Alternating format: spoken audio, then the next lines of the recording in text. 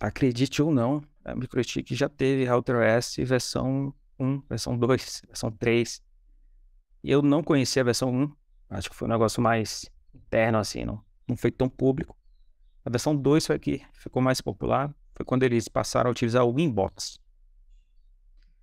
Então eu conheci e trabalhei com a versão, desde a versão 2, acompanhando a evolução dele até hoje, a versão 7. E durante essa evolução, a MikroTik ela mantinha uma cadência de atualização muito alta e rápida. Então você saía da versão, acho que a versão 2, cada versão durou 1 ano e meio mais ou menos, no máximo 2 anos. Aí quando chegou na versão 6, estagnou. Tem muitos anos que está na versão 6. A versão 7 saiu em 2020 como beta. Nós estamos em 22 e ela ainda não é recomendada para uso em ambiente de produção. Não conheço qualquer instrutor que favoreça isso. Se o instrutor ele favorecer, tem que ser em ambiente bem controlado e específico. A versão 7, ela ainda não consegue substituir plenamente a versão 6. Então, apesar desse curso ser baseado na versão 6 ainda, vou sempre fazer um paralelo com a versão 7, ok? A MikroTik, ela está pressionando bastante a gente já para dar curso na versão 7, mas por enquanto é inviável, né? Por enquanto é inviável. Imagina que eles estão com pressa porque a versão 7 ela trouxe mudanças muito significativas no sistema.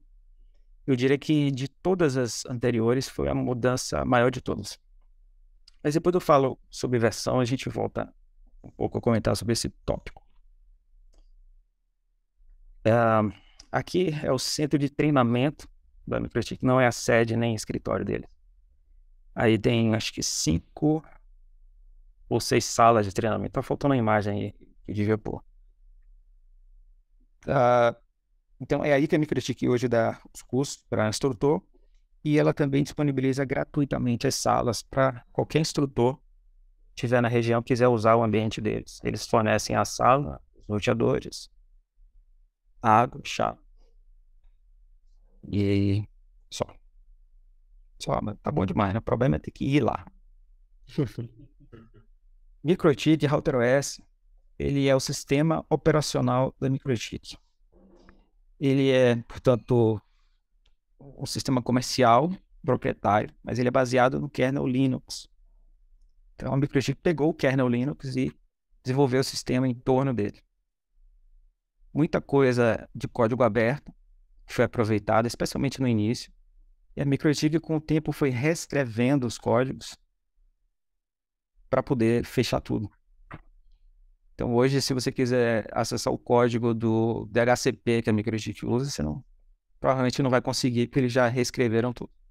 Mas inicialmente eles usavam parte do código aberto, então inclusive na página deles tinha uma política lá, tinha na verdade uma declaração da política de respeito à GPL, de que se você quisesse ver o código, a alteração, eles disponibilizavam. Hoje, a MikroTik disponibiliza o software já em router boards. São esses roteadores que já vêm com o sistema embarcado. Isso é interessante porque você tem hoje um equipamento muito versátil, você já conhece, que você compra equipamento já com software adaptado para os recursos de hardware que ele tem, para usos diversos, né, gente? Você tem aí para home office, aqueles chamadas RB de mesa mesmo, bancada, que tem interface wireless e interface Ethernet. Switch também, às vezes pequeno, de bancada para escritório, mas tem também equipamentos de porte maior para borda, para core, e geralmente com o formato de rack, né? Rack mount. Sobre uma das peças da MikroTik para a versão 7 é que alguns recursos só rodam hoje na versão 7. E alguns equipamentos algumas router boards hoje só rodam também na versão 7. Tá? A MikroEtik, ela meio que colocou como é que é? A carroça na frente dos bois. O sistema não está estável ou suficiente para você poder usar o equipamento inteiro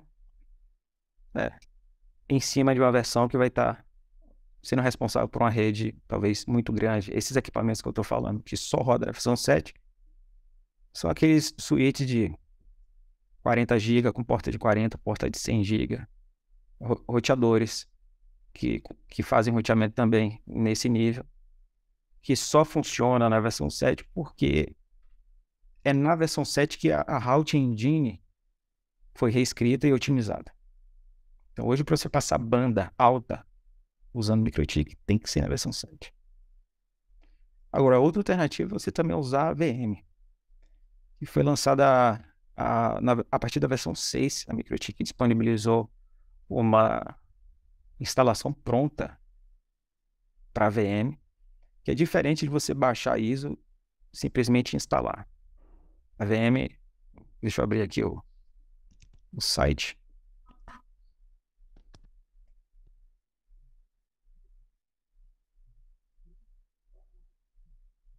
O que é a vantagem da VM? Você hoje, software, de acordo com o hypervisor que você utiliza, aqui ó, Software Cloud Hosted Router, também conhecido como CHR. Você vai escolher aqui qual é a unidade de armazenamento, o tipo. Tá pequeno demais, gente? Quer que eu dê um zoom assim? Acho que fica melhor, né?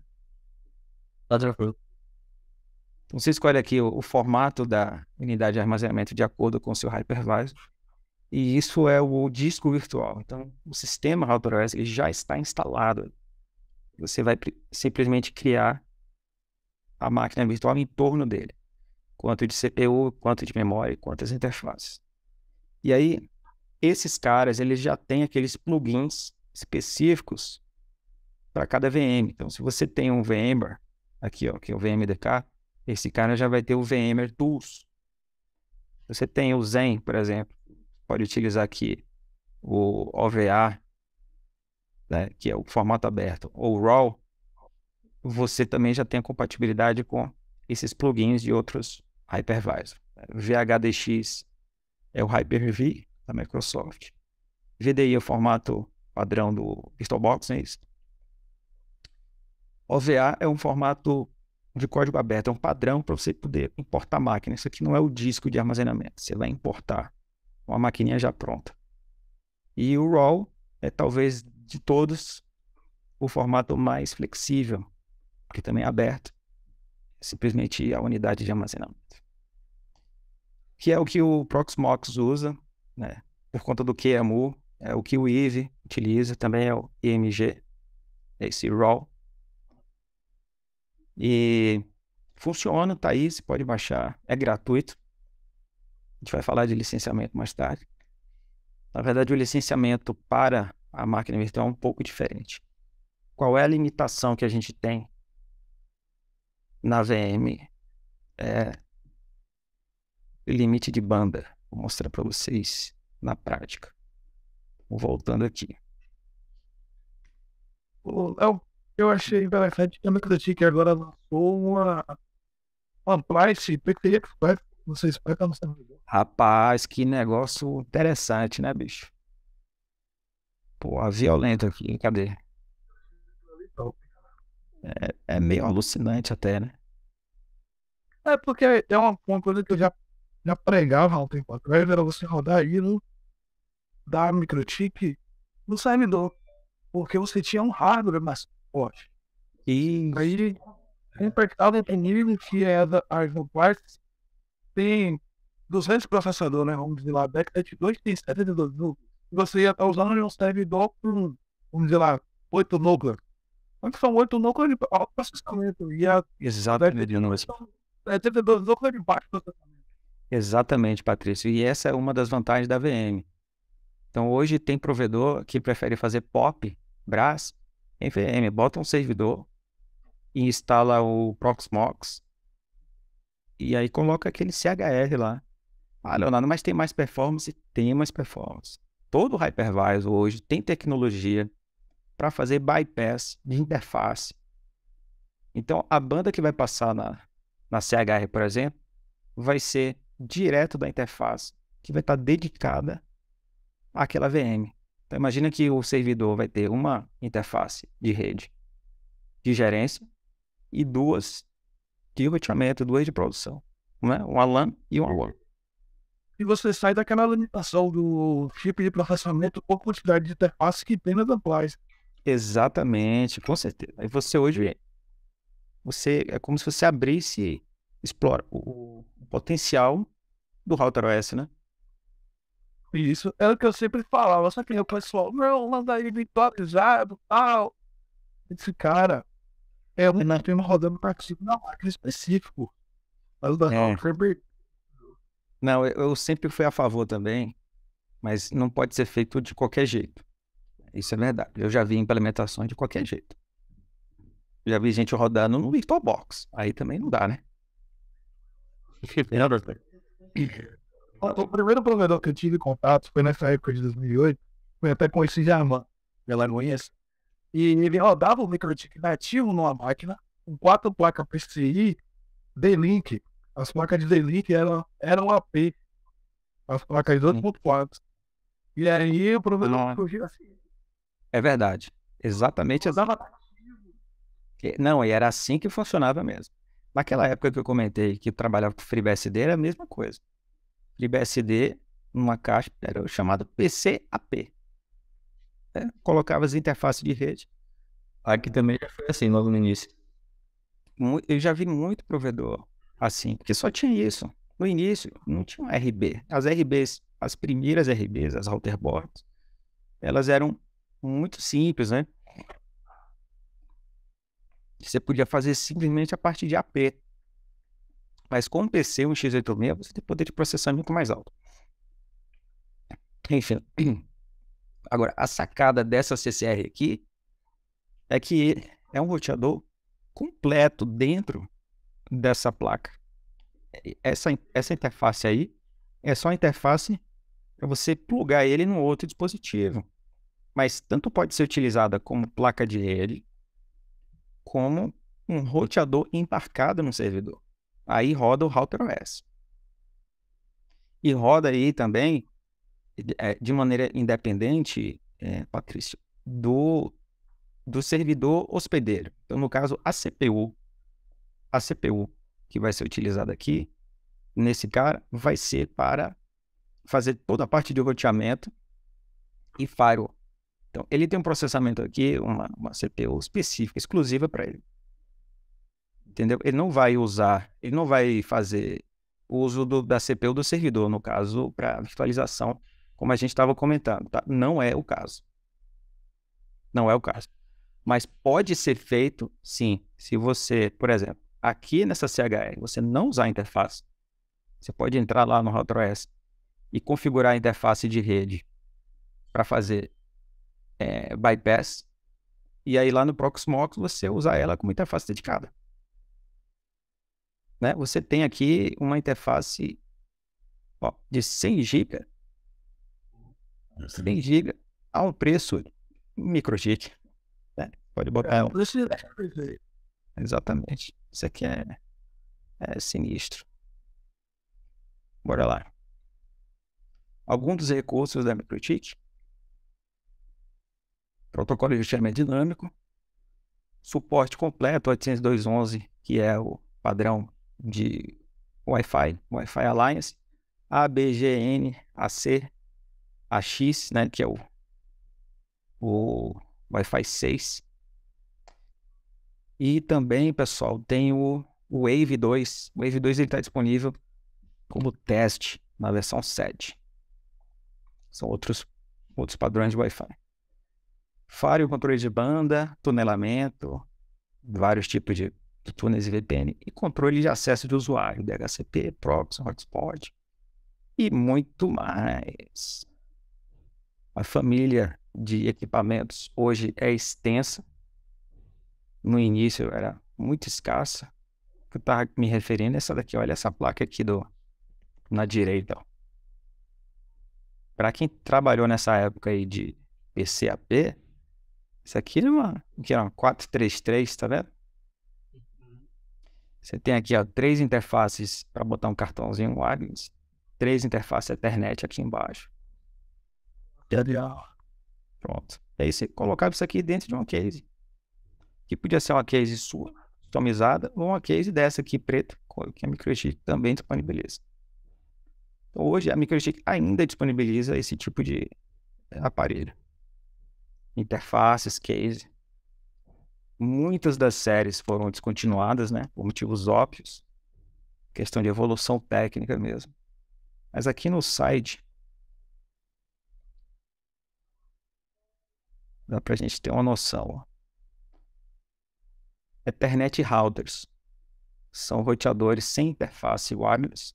Você vai ter desde um home office, alguma coisa menor para um escritório, até algo mais parrudo, mais potente, como as famosas CCR. Então aqui embaixo tá lá CCR 1022. Tem um cliente nosso. Ele já usa esse Aqui? ao nome da porta serial. Ele usa para automação de máquinas de produção de alimentos. E a comunicação é feita via porta serial com esse equipamento. Que legal, que legal. A internet das coisas está vindo para suprir essa demanda aí, né? A gente falta ainda equipamento para substituir. Mas pela interface serial você consegue, inclusive, automatizar muita coisa. Ó, gente, é uma curiosidade, deixa de ser informação extra. Quando um modelo do equipamento tiver assim, RM, é rack mount. Vai vir com essas orelhinhas aqui de rack. Certo? RM. Quando não tiver RM, é equipamento de mesa. Por exemplo, esse aqui, ele não tem, mas ele pode ser muito bem instalado no rack. Eu acho que é só plugar ali. Bom, em cada link desse você vai ter especificação técnica e os acessórios compatíveis, ó. Tá vendo? Esse cara daqui, ó, já vem com o breguessezinho do rack. Então, esse modelo é rack mount também. Mas aqui em cima a gente tem os roteadores menores. Os de mesa aqui, ó. IN, é indoor. Esse cara é de mesa, ele não tem aquele breguessezinho, a orelhinha. Opa. E mais, switches. Aqui não tem muito o que dizer, são somente switches. Wireless system são router boards voltados para ambiente outdoor, externo. Você vai ter aí equipamentos para cenários de ponto a ponto, ponto multiponto, fazer uma cobertura de uma área específica também. Então a gente vai ter assim, ó, CPE com antenas embarcadas de dimensões e angulação diferentes, tá vendo? Ponto a ponto, para distâncias maiores. Isso. O Gruz é legal porque você coloca qualquer antena ali, né? E aqui o OmniTIC, que é uma antena omnidirecional.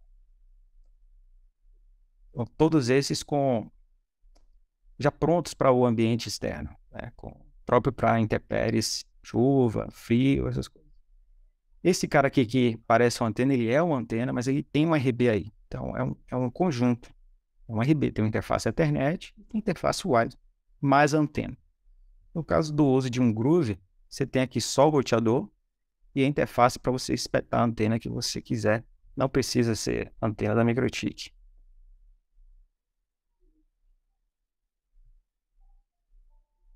Ele é SXT faz um milagre, hein? Qual? SXT. Faz milagre. Essa a XT faz. E a gente tem aqui, ó, por fim, o Wireless Home Office. Esses são os roteadores que a gente usa em casa. A depender do tamanho, um para cada cômodo.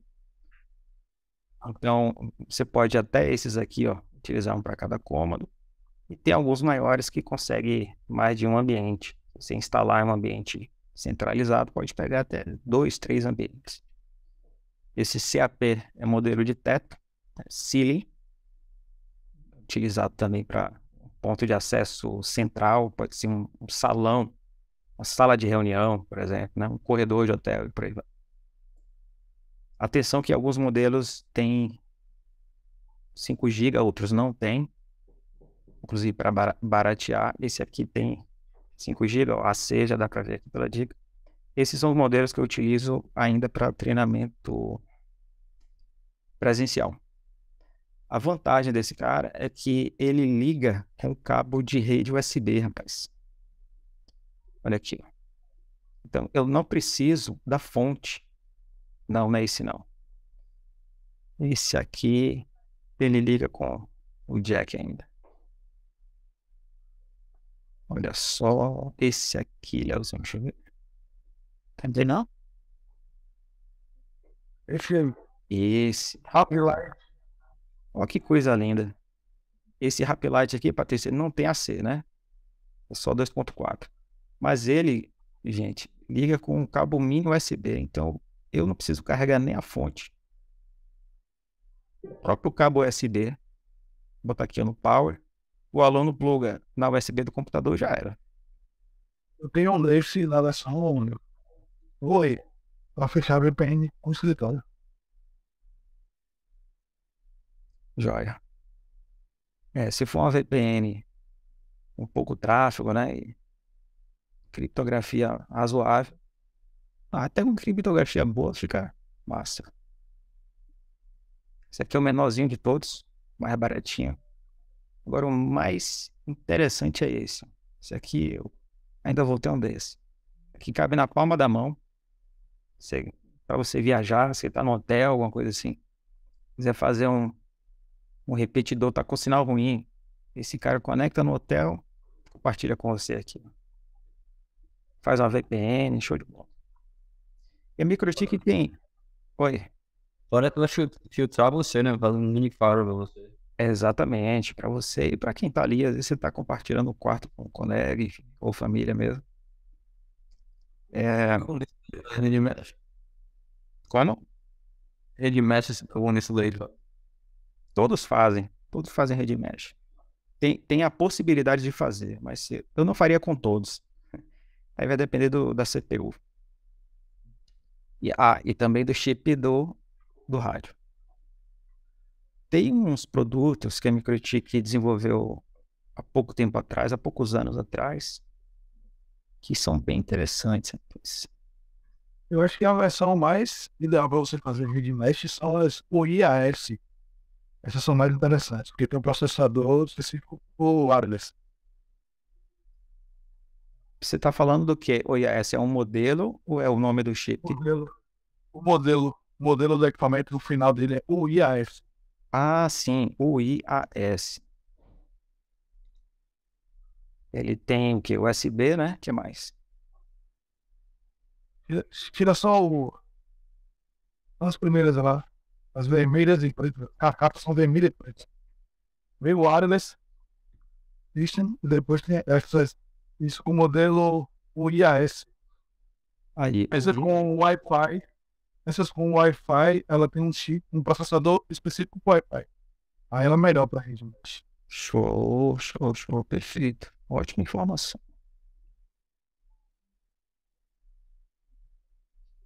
Cadê? Bom, tem a parte de LTE 4G, que é basicamente para você usar em ambiente móvel, né? Lugar remoto, tudo mais. Tem esses produtos aqui de Powerline que é muito interessante. Você fazer rede pela energia, coloca na tomada, esse cara vira um AP e ele fala com outro cara em outra tomada. Esse aqui eu já vi funcionando, é muito, muito legal, muito interessante. E tem aqui em router board, a gente vê, inclusive, aquelas plaquinhas específicas sem cable. Você customizar ou fazer o que quiser. A gente tudo que é modelo, nível de CPU, armazenamento. Aqui em closers a gente tem uns case. IoT. Deixa eu ver se tem uma coisa aqui interessante.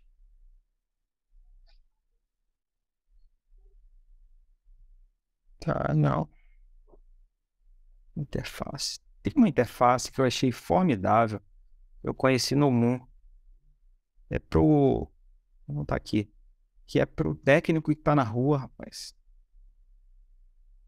Ele faz a conexão wireless com esse bicho e você pluga ele na interface serial, por exemplo, Patrick.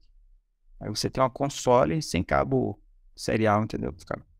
Plug and play para você fazer um recovery de alguma interface, que é interessante. Ele vira um conversor de serial para wireless. É, Aí é show. Fazer primeiras configurações de alguns equipamentos datacom antigo.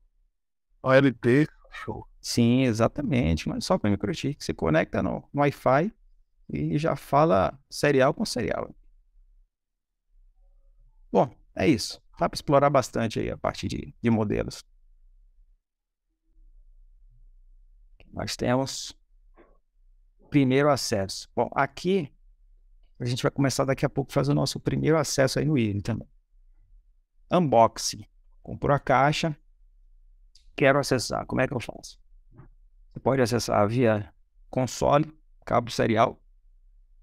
Nem todo equipamento tem. Aliás, eu diria que somente os modelos outdoor e de hack tem hoje interface serial. Os modelos de indoor, home office, você só consegue acessar remotamente. E aí via Ethernet ou Wi-Fi. Beleza? Agora, quais são as interfaces e as maneiras de eu acessar isso?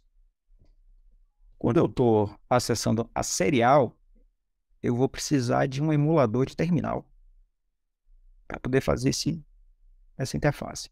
E eu vou ter acesso a uma interface de terminal comum, de linha de comando. Essa CLI, ela é a mesma entre os outros protocolos de terminal também, como Telnet e SSH. Aí só muda o protocolo de comunicação. O terminal você está conectado diretamente, fisicamente, né? Tem um cabo entre você e o equipamento. Telnet é remoto, você precisa de um endereço de rede. O Telnet tem uma vantagem que ele permite você conectar via MAC address. E essa é uma vantagem que até hoje eu conheço apenas a MikroTik que tem. Permite você acessar remotamente o equipamento utilizando apenas o MAC address. Também para recovery é muito bom. Obviamente que a SSH não, por ser um túnel seguro, você precisa de endereço IP e mais critério de autenticação. Mas lembrando que CLI as interfaces são idênticas entre esses três modos. Interface gráfica a gente tem nesses outros três aqui, gente. O Inbox, que é o mais famoso, o mais utilizado, porque ele é um aplicativo hoje só Windows, que você conecta remotamente, você pode abrir várias janelas, né? Você consegue visualizar e gerenciar várias atividades simultaneamente. Também é um dos grandes diferenciais da MikroTik em relação a outros fabricantes. O WebFig é o modelo padrão utilizado por alguns fabricantes. É o acesso web, como seria um navegador, e obviamente o endereço IP. Não dá para acessar um browser, galera. Endereço MAC, né? Então, os fabricantes geralmente vai ter um Telnet SSH, serial, obviamente, e um acesso web. A MikroTik também tem um aplicativo que está nas lojas aí já tem um tempinho, né? Que replica boa parte do inbox. Agora, em termos de acesso a recursos e funcionalidade, vamos lá. Qual é o mais completo? A linha de comando, o CLI, o terminal, sempre vai ter todos os recursos da MikroTik. É o mais completo. Você pode fazer tudo só via terminal. Para configurar, para acessar, para gerenciar. O Inbox é a segunda opção. O Inbox, ele tem quase tudo que o terminal tem, só que não interface amigável. Então, gente, o que eu estou querendo dizer, tem recurso que a MikroTik implementa e só disponibiliza via terminal. Com uma linha de comando, você faz uma coisa que o inbox não vai fazer. Às vezes porque a MikroTik não implementou para o inbox, ou porque não dá para ser via um inbox. Beleza? E, por fim, depois o WebFig. O WebFig tende a replicar o inbox, né? Mas ele tem outras limitações que o inbox não tem. E, por último, o aplicativo, que é muito mais simples ainda. Inclusive, a MikroTik lançou outro aplicativo, um aplicativo enxuto para home office, fazer setup básico, e um outro que é para replicar o próprio inbox, que é para o gerente, para o técnico mexer. Ali, ventilador, né? É, O inbox tem um segundo tipo de conexão, que é a conexão via home. Como é feita essa conexão entre ambos os MikroTiks? boa. Vamos falar sobre isso também daqui a pouquinho. Bom, a configuração padrão. São dois tipos de configuração padrão que a MikroTik tem. Ou seja, quando você adquire o equipamento, ele vai ter uma das duas apenas. Se o equipamento for do modelo home office, daquela categoria que eu mostrei lá, wireless e home office, ele vai ter um conjunto de configurações comum. Comum, eu digo a outros fabricantes, que é essa daqui, ó. Você vai ter um cliente de DHCP na ET1, ou seja, a ET1 é considerada a interface WAN, interface de internet. E aí o usuário, que às vezes não é técnico, ele tem facilidade de usar o MikroTik quase plug and play. Ele pega o cabo do roteador ou da operadora, coloca na porta 1, e na porta 2 em diante tem um servidor DHCP. Inclusive na porta wireless. Se ele comprar um modelo que tiver uma wireless ou duas, né, pode ser dual band, 2.4 e 5 GB. Já vem elas todas habilitadas, configurada o SSID e DHCP para tudo. Então fica plug and play. Você conecta via wireless, pega IP e acessa a internet. Né? Já tem NAT para a interface 1, que é a interface WAN. Essa interface, ela via firewall também já tem proteção, você não consegue acessar via Ethernet o equipamento, só a partir da LAN. Tá? Essa configuração padrão, ela pode ser removida, mas para quem vai ter só um acesso à internet, ela é suficiente. Suficiente. Inclusive o firewall também é suficiente para manter a sua rede segura. É claro que a gente pode apagar as configurações e fazer do zero o que a gente quiser. Agora, quando o modelo é rack mount, você não tem nada disso. A configuração padrão é apenas o endereço IP. Ele vem com o endereço padrão, que é esse, 92.68.88.1. E a credencial padrão admin sem senha. Certo? Então, se você comprar um switch, a configuração padrão o switch vai estar simplesmente todo, né, em bridge, qualquer porta é qualquer porta, e vai ter esse endereço IP para facilitar o acesso. E a credencial padrão sempre será admin sem senha, galera. Entendeu? Na versão 6 e na versão 7. A diferença é que a versão 7 não permite você ter a senha em branco. Se você fizer o primeiro login, você precisa digitar uma nova senha. Então, esse laboratório aqui é só um laboratório de teste para testar os nó das VM que eu fiz. Vamos aqui para a MTCNA. A gente vai criar laboratório para cada um deles. O primeiro lab, já abre aí, Popper.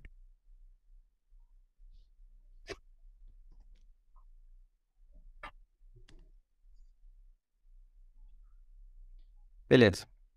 Então, ele já tem aqui a net, ó. Deixa eu dar clica com o botão direito, Edit. A internet do seu IF, ela está nessa interface de gerenciamento, a Cloud Zero. Importante você conferir, a internet só tem aqui. Correto. Então, feito isso, o nome tanto faz, beleza? Então, antes do PC, vamos ligar o roteador. Start.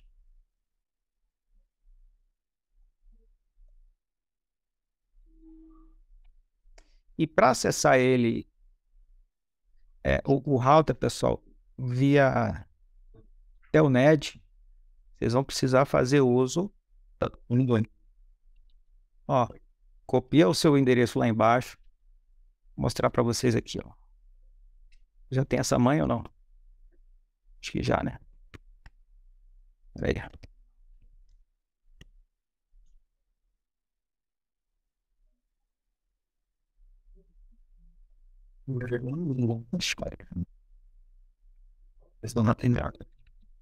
E me acompanhando?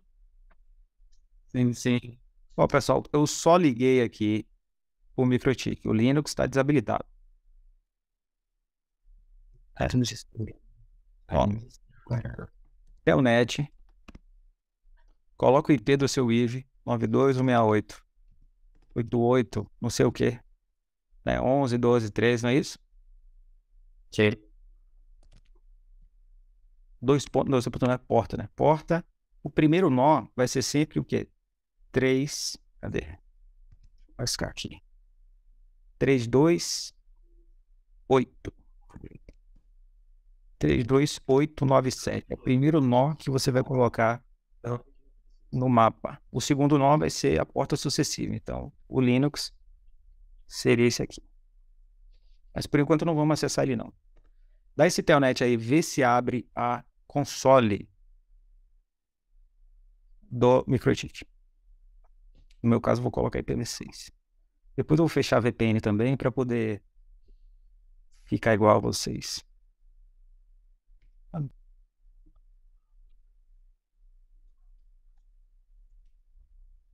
3, 2, 8, 9, 7. Esse telnet é pra o inbox, né? Não, não, não, não. Ah. Não é o inbox ainda, galera. Tá. Não é. Inbox é o MikroTik. É pro MikroTik. Olha só. Quando você ligar o MikroTik, tiver seu... Nosso pai ficou interativo, a gente conseguiu abrir via ponte. Isso, via put. Se você clicar aqui, o seu já abre o put, é? Isso, já abre por já. Ótimo. Isso aí. Então vai aparecer essa tela aqui. Tá acompanhando minha tela? Sim, sim. Apareceu esse prompt aí, browser, CHR? Sim. Entrou logado já. Tá. Esse esqueminha eu editei. Eu editei aí para poder a gente diferenciar no laboratório. Tem um script diferenciado. Mas o que a gente vai ver aqui, ó, se você colocar admin sem senha, é uma tela que diz o seguinte. Isso aqui é importante. Isso aqui é importantíssimo. Você quer manter as configurações padrão ou não? Se você teclar Enter, ele vai manter, e é o que a gente quer. Se você teclar R, ele remove as configurações. Isso é válido para qualquer modelo de configuração padrão. Aquela de home office ou não. Gente, isso é importante. Essa parte de configuração padrão, isso também é cobrado na prova. A gente vai usar essa configuração padrão no momento. Então é só teclar Enter e tá pronto.